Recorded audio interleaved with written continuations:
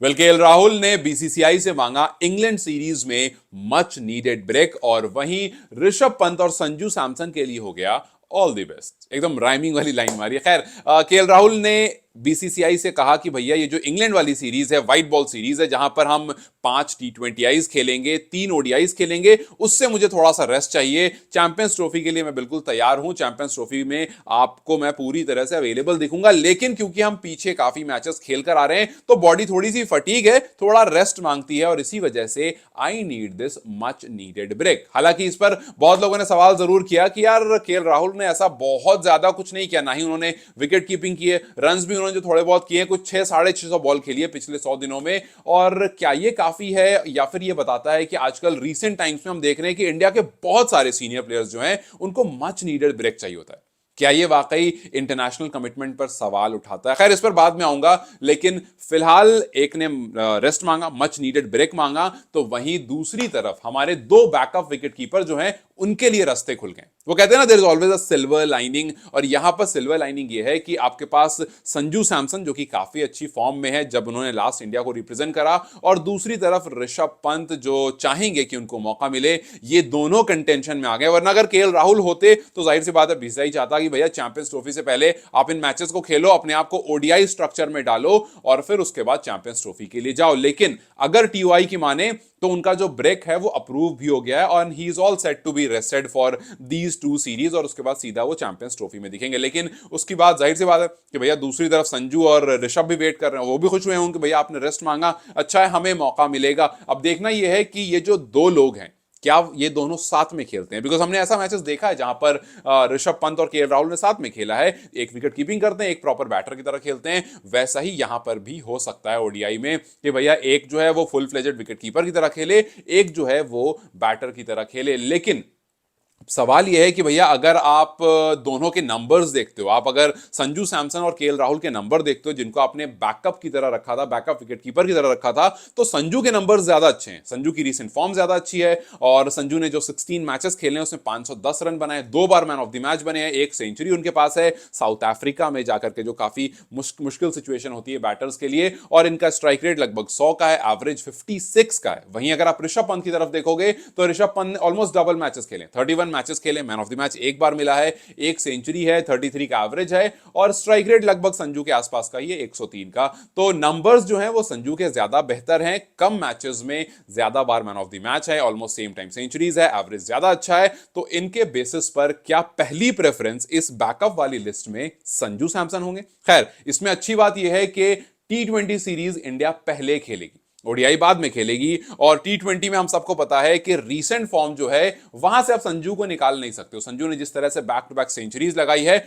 वहां पर आप यही चाहोगे कि इंग्लैंड सीरीज में भी इंडिया को संजू ही रिप्रेजेंट करें। लेकिन अगर वहां पर गौतम गंभीर को कुछ सूझती है और वो दोनों को डाल देते हैं कि भैया संजू भी रहेंगे, ऋषभ पंत तुम भी रहो, और एक बंदा विकेट कीपिंग करेगा, तो मेरे हिसाब से टी20 में वो बेहतर नहीं होगा। कोई एक बंदा जाएगा वहां पर, और अगर पिछले रन्स की देखें, पिछले स्टैट्स की देखें, पिछले नंबर्स की देखें, तो संजू जाएंगे, विच मींस के संजू सैमसन के पास यहां पर अपर हैंड है। क्योंकि अगर आप टी20 सीरीज की 5 में से 3 में भी रन अच्छे करते हो, तो इसका मतलब साफ हो जाएगा कि आप अच्छी रेड हॉट फॉर्म में हो, और गंभीर चाहेंगे या कोई भी चाहेगा कि भाई जो अच्छी फॉर्म में है उसको ही आगे बढ़ाते हैं, और टी20 से आप ओडीआईज में आगे बढ़ जाओगे। वहां पर आपका फिर से एक बार मौका होगा, अगर आपने वहां पर रन कर दिए तो ऋषभ पंत को हो सकता है रन्स करने के बावजूद सेकंड नंबर पर रखा जाएगा, बिकॉज आपका ओवरऑल नंबर जो है वो ज्यादा अच्छा होगा। सो यस, यहां पर संजू के पास अपर हैंड है, बस इंतजार उनको इस बात का होगा कि भैया मुझे वहां पर जगह दे दो, वो जो पहली अपॉर्चुनिटी होती है वो दे दो। बिकॉज आपने टी20 वर्ल्ड कप में ये बात खुद संजू ने कही थी कि प्रेफरेंस रोहित शर्मा ने ऋषभ पंत को दी थी, और उन्होंने कहा कि बड़े अच्छे से मुझसे आके बात कही और कहा कि हमने सोचा था तुम्हें खिलाने का, और ये बात के मैचेस की बात है जब विनिंग कॉम्बिनेशन हमारा सक्सेसफुल हो चुका था। उन्होंने कहा कि हमने सोचा था, इनफैक्ट संजू को इन्फॉर्म भी कर दिया था, लेकिन टॉस के पहले संजू को साइड में लेकर गए और कहा कि संजू यार हम ना विनिंग कॉम्बिनेशन के साथ जाना चाहते हैं, so will see you later, but अभी फिलहाल हम ऋषभ पंत के साथ हैं। संजू ने कहा कोई दिक्कत नहीं है, मैं टीम में हूं, इस बात की बहुत खुशी है। सो आपने पहले प्रेफरेंस ऋषभ पंत को दी है, इट मींस कि यहां पर आप संजू को प्रेफरेंस दे सकते हो आईसीसी चैंपियंस ट्रॉफी के लिए, बिकॉज एक आईसीसी टूर्नामेंट आपने ऋषभ को प्रेफरेंस देकर के देख लिया। सो अब यहां पर सवाल यही आता है कि क्या दोनों साथ में खेलेंगे, या फिर अगर कोई एक खेलेगा तो क्या वो संजू होंगे? मोस्ट प्रोबेबली वो संजू होने चाहिए, और अगर संजू होंगे तो इट क्लियरली शोज कि भैया एक अपर हैंड है। यहां पर अगर फायदा हो जाएगा तो फिर वो जो पूरा पब्लिक आती है ना एक साथ जोड़ करके जस्टिस फॉर संजू सैमसन, उसकी जरूरत बिल्कुल भी नहीं पड़ेगी। खैर ये तो हुई संजू और ऋषभ पंत की बात, लेकिन मैं वापस से अपनी पहली वाली लाइन पर आऊंगा कि ये जो मच नीडेड ब्रेक की बात की जा रही है, क्या ये रीसेंट टाइम्स में काफी ज्यादा हो गया है इंडियन क्रिकेट में? कि भैया हम हर कुछ सीरीज के बाद देखते हैं कि एक सीनियर प्लेयर कहता है कि मैं इस पर्टिकुलर सीरीज से रेस्टेड हूं, मैं इस पर्टिकुलर सीरीज से बाहर हूं, और फिर वहां पर कोई हालांकि ये बेहतर होता है इंडिया के लिए, कोई दूसरा आता है वो परफॉर्म करता है, फिर हम उसको देखते हैं और कहते हैं कि यार ये ज्यादा बेहतर है, आप इनको खिलाओ। और बहुत सारे ऐसे लोग हैं जो इंतजार कर रहे हैं। तो it's like coin of two sides, कि भैया अच्छा भी है और बुरा भी है। बुरा इसलिए कि भैया आपने आज रेस्ट मांगा, कल दूसरे ने मांगा, परसों तीसरे ने मांगा, और फिर उसके बाद एक इंपॉर्टेंट सीरीज आती है, वहां पर चौथा कहता है भाई मैं तो आज तक रेस्ट नहीं मांगा। बिकॉज केएल राहुल को लेकर के ये बात कुछ लोगों ने कही कि भाई राहुल कभी रेस्ट नहीं मांगते हैं, आज राहुल ने रेस्ट मांगा तो उनको रेस्ट दीजिए। आपने और भी प्लेयर्स को रेस्ट दिया है, आज राहुल ने पहली बार कहा कि रेस्ट दो, वरना हर बार तो राहुल ये कहते हैं कि मुझे ओपन करवा लो, मुझे सेकंड डाउन करा लो, मुझे थर्ड करा लो, मुझे, और जो कि मुझे ये बात राहुल की बिल्कुल पसंद नहीं। भाई आपका अपना स्टैंड होना चाहिए कि मेरा ये पोजीशन है,